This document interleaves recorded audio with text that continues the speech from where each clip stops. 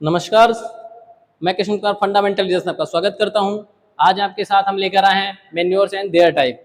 खाद क्या होती है और उनके प्रकार क्या होते हैं, सुनते हैं। Manures are plant and animal wastage which are used as a source of nutrient. Manures क्या होते हैं, खाद क्या होती हैं, प्लांट एंड एनिमल वेस्टेज होते हैं। पादप और जो जंतु के अवशेष पदार्थ होते हैं, उनका जो वेस्ट मटेरियल होता है, जब वो डिकम्पोज होता है तो उसको क्या बोलते हैं, मैन्योर बोलते हैं। जबकि fertiliser are manufactured in industries, जो उर्वरक होते हैं वो कहाँ बनाए जाते हैं, वो हमारी इंडस्ट्रीज में बनाए जाते हैं, ठीक है। And they are artificial and provide nutrient. ये दोनों क्या होते हैं, आर्टिफिशियल होते हैं और हमको क्या प्रोवाइड कराते हैं, न्यूट्रिएंट प्रोवाइड कराते हैं, उससे हमें पोषक तत्व प्राप्त होते हैं। अगर हम बात करें कितने प्रकार के होते हैं, तो दो प्रकार के होते हैं। पहला बल्की होता है, दूसरा कंसंट्रेटेड होता है।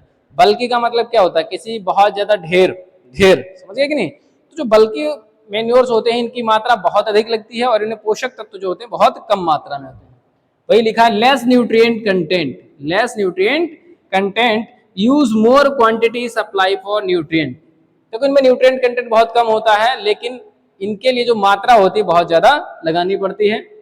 साथ ही साथ जो कंसंट्रेटेड होते हैं, high are more nutrient content in comparatively बल्कि ऑर्गेनिक मैन्योर। इनमें जो कंसंट्रेटेड ऑर्गेनिक मैन्योर्स होते हैं, इनमें जो न्यूट्रिएंट कंटेंट की मात्रा होती है वो ज्यादा होती है इन कंपैरेटिवली बल्कि ऑर्गेनिक मैन्योर्स की तुलना में, ठीक है भाई। इसके बाद आता है बल्कि ऑर्गेनिक कौन कौन से होते हैं।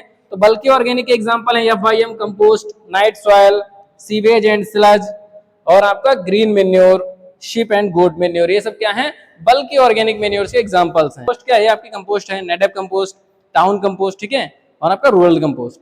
नाइट सॉइल ये मानव की विष्ठा होती है, जो ह्यूमन एक्सक्रीटा होता है उसको हम क्या बोलते हैं, नाइट सॉइल बोलते हैं, ठीक है।